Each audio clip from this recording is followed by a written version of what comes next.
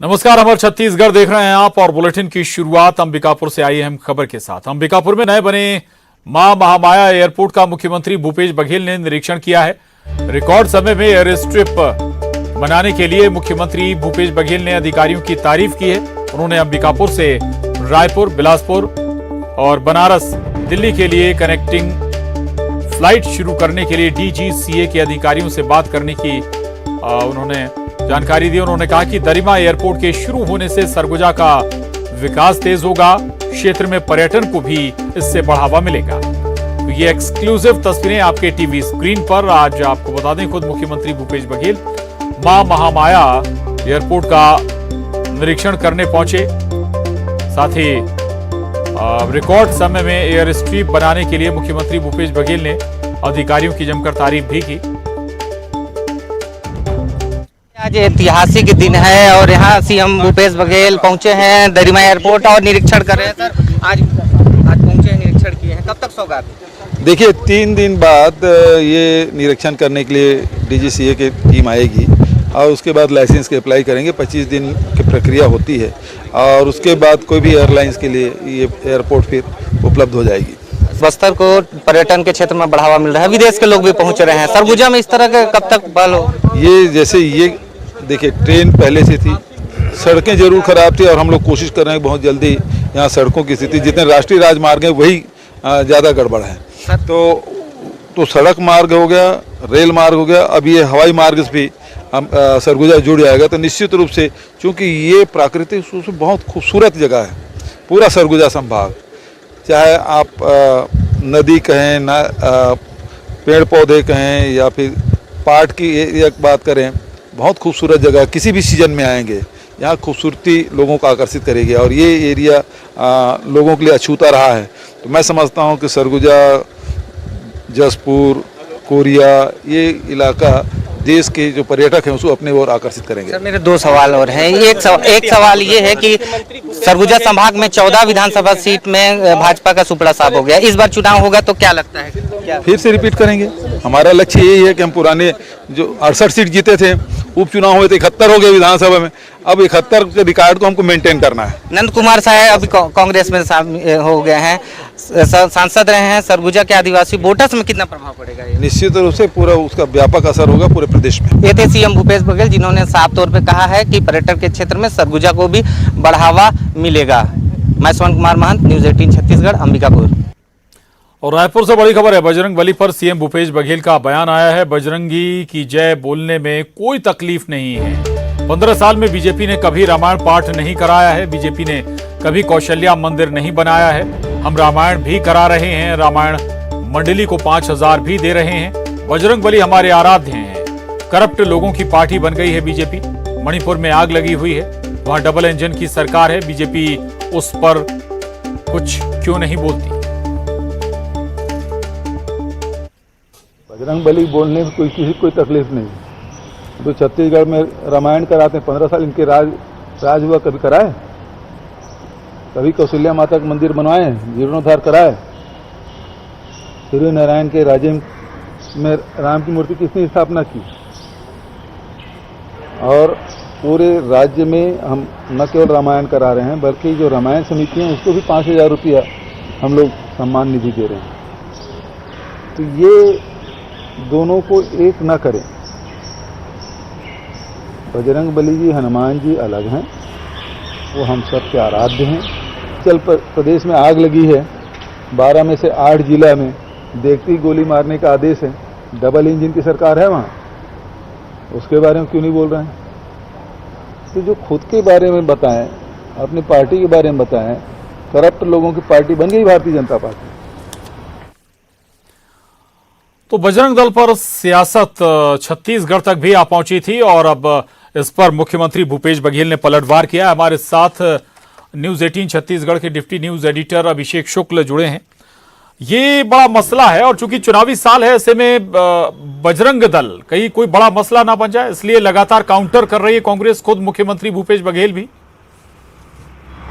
बिल्कुल, देखिए, जैसे ही कर्नाटक में ये मामला उठा था, उसके बाद से रिएक्शन छत्तीसगढ़ में भी आने लगे थे, क्योंकि बीजेपी ने बढ़ चढ़कर आरोप लगाया था कांग्रेस पर और बजरंग दल पर प्रतिबंध को बजरंग बली से जोड़ा था।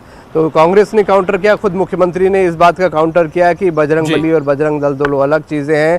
और पहले भी उन्होंने बयान दिया था कि ज़रूरत पड़ी तो छत्तीसगढ़ में भी बैन करने पर विचार किया जा सकता है और कार्रवाई भी यहाँ पर जब ज़रूरत लगी है तब की गई है। और आज भी उन्होंने इस बात का जिक्र किया कि बजरंग बली सभी के आराध्य है, बजरंग दल इसको बिल्कुल इससे अलग रखना चाहिए। और जहाँ जी। तक रामायण की बात है, राम वनगमन की बात है, कौशल्या माता मंदिर का जिक्र मुख्यमंत्री ने किया। कुल मिलाकर प्रशांत, जो काम मुख्यमंत्री ने किए हैं, जो उनके कई सारी अहम योजनाओं में से है कौशल्या मंदिर, चंदखुरी या राम वनगमन, उसको मुख्यमंत्री ने सामने रखने की कोशिश की है। और एक नैरेटिव को जो सेट करने की कोशिश होती है या जो आरोप लगते हैं बार बार देश भर में, उसे छत्तीसगढ़ में कम से कम झुठलाने की मुख्यमंत्री कोशिश कर रहे हैं। और कहते भी रहे हैं कि यहाँ पर में राम के साथ जी हनुमान के साथ है, इसे बजरंग दल से जोड़कर नहीं देखना चाहिए। भाजपा पर सीधा आरोप करप्शन का उन्होंने लगाया कि कर्नाटक में करप्शन पर बात नहीं की जा रही। बिल्कुल बड़ी बात आपने कही। श्रीचंद सुंदरानी हमारे साथ जुड़े हैं बीजेपी से। श्रीचंद जी, स्वागत है आपका न्यूज 18 पर। कांग्रेस कहती है कि भाई करप्शन जिस पर आप कर्नाटक में बात नहीं कर रहे हैं, बजरंग बली की जय कहने से किसी को दिक्कत नहीं, लेकिन क्या बजरंग दल बजरंग बली हो गए हैं? बजरंग बली को मानता है, ईश्वर के रूप में मानता है और हनुमान चालीसा का पाठ करते हैं। तो बजरंग दल ने ऐसा क्या कर डाला जो मुख्यमंत्री प्रतिबंध की बात करते हैं? बजरंग दल के लोग ही तो बजरंगी हैं, बजरंग बली को मानने वाले लोग ही तो बजरंग बली हैं। बजरंग बली की पूजा करने वाले लोग ही तो उनसे प्रेरणा लेते हैं वो काम करने की। और नहीं, क्या किसी संगठन का या किसी व्यक्ति का नाम भर बजरंग या बजरंगी या बजरंग बली होने से वो ईश्वर हो जाएगा? की बात ही नहीं है, कोई कौन बोलता है ईश्वर हो जाएगा। लेकिन बजरंग दल के लोगों ने कहाँ हिंसा की, कहाँ हिंसा फैलाने का काम किया, कहाँ वातावरण गंदा करने का काम किया? कौन बजरंग दल का कार्यकर्ता आतंकवाद से जुड़ा हुआ है? यहाँ तो ऐसे कई लोग हैं जो कांग्रेस के साथ प्रत्यक्ष या प्रत्यक्ष जुड़े रहते हैं, जो कई प्रकार के आरोप उनके ऊपर होते हैं, लेकिन हमने तो कभी उन पे आरोप नहीं लगाया इस बात का। बजरंग दल पे प्रतिबंध किस आधार पे लगना चाहिए छत्तीसगढ़ में मुख्यमंत्री के? जी ठीक है, रहिएगा श्रीचंद जी। अजय साहू जी हमारे साथ जुड़े हैं कांग्रेस से। अजय साहू जी, हिंदू संगठनों को टारगेट कर रहे हैं आप, ये बार बार आरोप बीजेपी की ओर से लगाए जा रहे हैं। देखिए, छत्तीसगढ़ के अंदर कानून का राज है और कानून के हिसाब से कार्रवाइयां होती है। चाहे वो कोई भी व्यक्ति हो, कानून अपने हाथ में लेने की चेष्टा करेगा, उसके खिलाफ कठोर से कठोर कार्रवाई की जाएगी। चाहे वो किसी भी दल से जुड़ा हुआ हो, चाहे वो किसी भी बड़े व्यक्ति के का समर्थक हो, चाहे वो कोई भी। तो हम किसी को टारगेट करने पे विश्वास नहीं रखते। हम कानून और संविधान के हिसाब से राज्य की कानून व्यवस्था को, राज्य की व्यवस्था को चलाने की दिशा में काम करते हैं। जी, तो छत्तीसगढ़ में भी क्या बजरंग दल पर कोई विचार हो सकता है क्या बैन का? बजरंग दल ही नहीं, बजरंग दल के अलावा कोई भी दूसरा दल होगा, कोई भी ऐसी संस्था होगी जो कानून को अपने हाथ में लेने का प्रयास करेगा, छत्तीसगढ़ की शांत चीजा को अशांत करने का काम करेगा, छत्तीसगढ़ को जलाने की, आग में झोंकने का काम करेगा, उन सारे लोगों के खिलाफ कार्रवाई की जाएगी। और श्रीचंद जी को सुन रहा था मैं, कोई व्यक्ति अगर अपना नाम बजरंग रख ले या हनुमान रख ले तो उसकी तुलना ईश्वर से नहीं हो सकती है। उनको समझना चाहिए, उनके जो मतलब कृत्य हैं उसको देखा जाएगा, गुण दोष के आधार पर कार्रवाई की जाएगी। और बजरंग दल के लोगों को की जो क्रियाएं हैं, प्रतिक्रियाएं हैं, उनके जो कार्यकलाप हैं, उसको लोगों ने देखा है किस तरीके से वैलेंटाइन डे के दिन वो लोग घुस जाते हैं और कोई व्यक्ति बैठा, पति पत्नी तक को इन लोगों ने पीटा है। किसने इनको अधिकार दिया गुंडागर्दी करने का? बजरंग दल के नाम से चंदा। कानून तोड़ने वाले पर एक्शन होगा, फिर चाहे वो कोई भी संगठन हो, ये कहते हैं अजय साहू जी। बहुत शुक्रिया Ajay Sahu ji. Shrichand Sundarani ji, deputy news editor news 18 Chhattisgarh, Abhishek Shukla भी हमारे साथ जुड़े हुए थे, आपका भी बहुत शुक्रिया, धन्यवाद।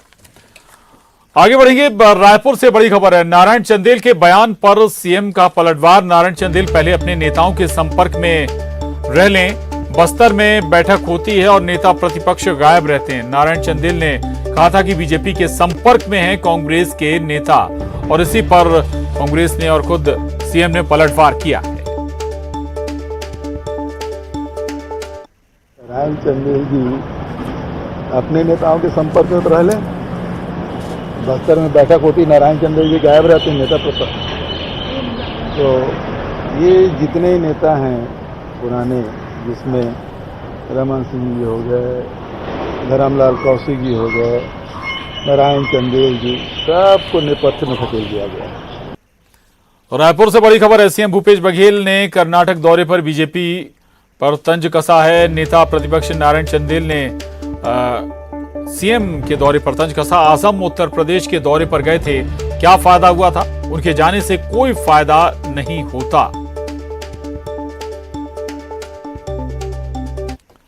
ऐसे ही देख रहे थे जैसे असम दौरे पर गए थे, जैसे उत्तर प्रदेश के दौरे पर गए थे। कुछ फायदा होगा?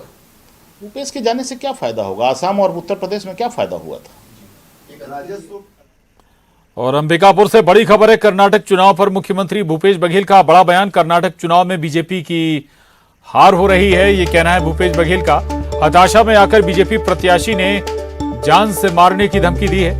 कांग्रेस अध्यक्ष मल्लिकार्जुन खड़गे को जान से मारने की धमकी दी गई है। खड़गे के परिवार को भी जान से मारने की धमकी मिली है।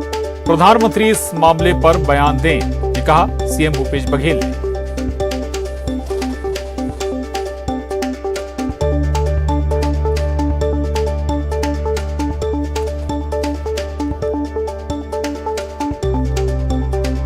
रायपुर से बड़ी खबर है। प्रदेश में नई भर्तियों पर सियासत शुरू हो गई है।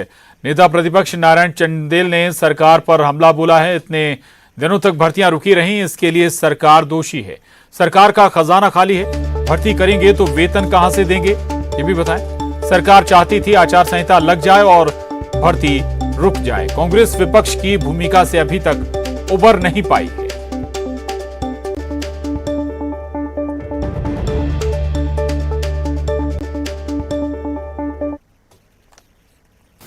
देखिए, ऐसा है, आरक्षण के मामले में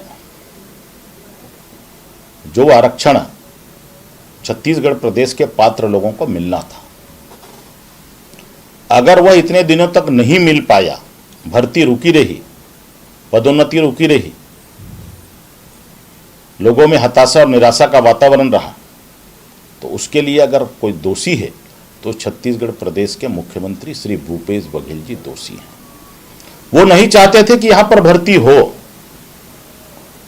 क्योंकि उनके पास तो फंड ही नहीं है, खजाना खाली है। भर्ती करेंगे तो लोगों को पैसा कहां से देंगे, तनख्वाह कहां से देंगे? इसलिए वो चाहते थे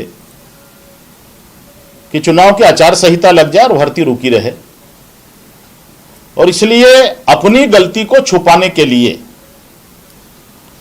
वो दूसरे पर आरोप मढ़ना, ये उनके स्वभाव में है।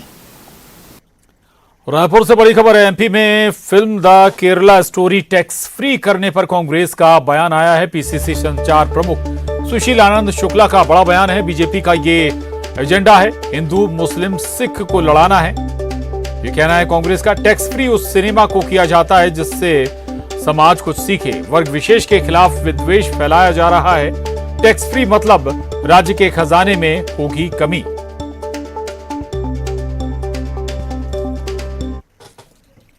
अभी तक ये परंपरा रही है कि जिन पिक्चरों से समाज को कोई संदेश दिया जाता है, जिन पिक्चरों से समाज सुधार के संदेश की भावना होती है, उन पिक्चरों को टैक्स फ्री किया जाता है। टैक्स फ्री करने का मतलब है कि खजाने की राशि में जो पैसा आना है उसमें कमी होगी। अब केरल वाली जो पिक्चर है, इस पिक्चर में तो विद्वेष पैदा किया गया है ना।